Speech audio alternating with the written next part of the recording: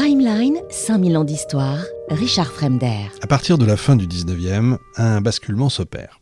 Stonehenge cesse progressivement d'être un objet de spéculation pour devenir un objet d'étude. Lentement, difficilement, une méthode s'impose quand même, observer, mesurer, comparer, dater. Mais ce passage à la science ne signifie pas, encore une fois, la fin des incertitudes. Il marque plutôt le début, on va dire, d'une ère, d'une nouvelle phase, celle d'une connaissance en construction, plus fragile, parfois contradictoire. Parce que pour comprendre Stonehenge, il ne suffit pas de le regarder, il faut le démonter mentalement, le déconstruire, le reconstituer. Et ça commence par une évidence. Stonehenge n'est pas un monument unique, mais en fait une succession de monuments. Les premiers chercheurs à adopter une approche rigoureuse vont s'attacher à une tâche essentielle, établir un plan fiable. Flinders Petrie, égyptologue de formation, joue ici un rôle déterminant.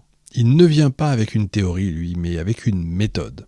Il mesure chaque pierre, les numérote, les positionne avec précision sur un plan à l'échelle. Ce travail, qui est en apparence simple, en réalité est littéralement fondamental. Il permet pour la première fois de disposer d'une base objective pour l'étude du site.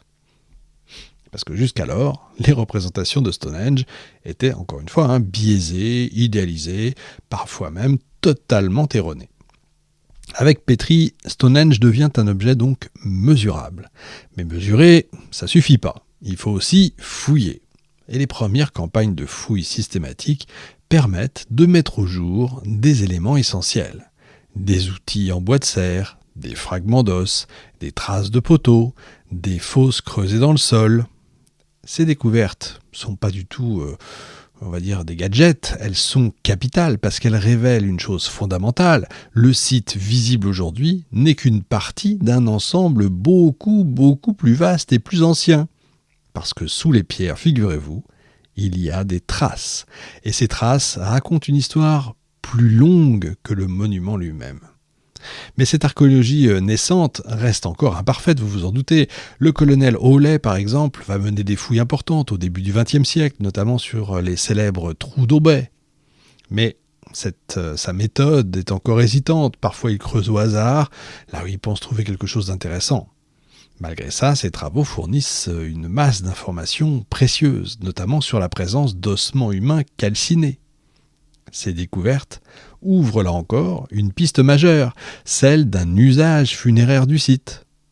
Mais elles posent aussi de nouvelles questions, parce que l'incinération n'est pas du tout la norme au néolithique. Pourquoi ces restes brûlés ? S'agit-il de sépultures, de dépôts rituels, ou carrément d'autre chose ? Et chaque réponse potentielle entraîne de nouvelles incertitudes. Vous savez, c'est le fameux « tout ce que je sais, c'est que je sais rien » et plus j'ouvre des portes, plus j'en ai à ouvrir. Chaque réponse potentielle, donc, entraîne, je le redis, de nouvelles incertitudes. C'est toute la dynamique de la recherche sur Stonehenge. Chaque découverte éclaire et complique à la fois. Au XXe siècle, les progrès technologiques vont quand même profondément transformer les méthodes. La datation au carbone 14 va permettre pour la première fois de situer chronologiquement certaines phases du site. Et on comprend que Stonehenge s'inscrit dans une période très longue, allant approximativement de 3000 à 1500 avant notre ère. Et cette découverte, là encore, est décisive. Elle invalide définitivement les théories médiévales, romaines ou celtiques. Stonehenge est bien un monument préhistorique. Mais surtout, elle introduit une idée essentielle. Le site a été construit en plusieurs étapes.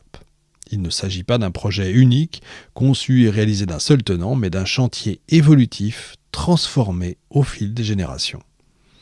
Cette stratification est confirmée par d'autres techniques. La photo aérienne, par exemple, qui révèle l'existence de structures invisibles depuis le sol, des enceintes, des tumulus, d'autres monuments comme Woodhenge. Stonehenge apparaît alors comme le centre d'un paysage beaucoup plus vaste, structuré, organisé, où chaque élément semble en relation avec les autres. Ce n'est plus un monument isolé, c'est un véritable complexe, un système, un territoire sacralisé. Et je vous avoue que pour travailler cette émission, J'ai découvert ça, j'étais à des années-lumière de le savoir.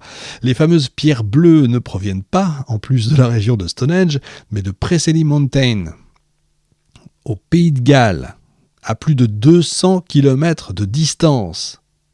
Cette découverte est tout simplement spectaculaire. Elle implique des capacités de transport considérables par terre et par mer. Elle suppose une organisation logistique complexe, une coordination des moyens humains importants. Autrement dit, Stonehenge n'est pas seulement un exploit architectural, c'est un exploit organisationnel.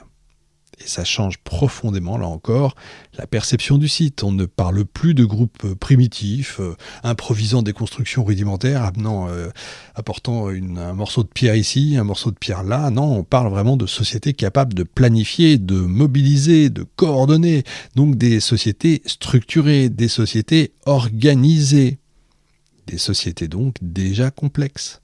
Mais malgré ces avancées, une limite demeure. La science permet de répondre encore une fois à certaines questions. Quand ?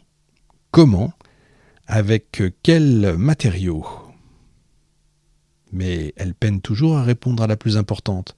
Pourquoi ? Pourquoi aligner ces pierres ? Pourquoi orienter certaines structures ? Pourquoi modifier le site sur plusieurs siècles ? Les travaux de Richard Atkinson au milieu du XXe siècle vont tenter d'apporter des éléments de réponse en identifiant 3 grandes phases de construction. Cette modélisation reste aujourd'hui une base de travail pour les archéologues. Mais même cette structuration ne résout pas tout. Parce que les différentes phases ne s'emboîtent pas toujours parfaitement. Certaines structures semblent même incohérentes, d'autres difficiles à dater avec précision, et donc Stonehenge résiste. Il se laisse analyser, mais pas totalement comprendre. Et c'est là encore toute sa singularité. Parce qu'à mesure que la science progresse, le mystère ne disparaît pas. En fait, il change de nature. On ne cherche plus à savoir si Merlin a transporté les pierres. On ne débat plus de l'existence des druides. Mais on se heurte à une autre difficulté plus profonde. Comprendre en fait les intentions d'une société sans écriture. Et pour ça, encore une fois, il faut revenir à l'essentiel. Non plus aux hypothèses, non plus aux théories, mais aux structures elles-mêmes, à leur organisation, à leur évolution, à leur transformation. Autrement dit, revenir à la construction de Stonehenge. Ce que je vous propose, c'est ce qu'on va faire maintenant.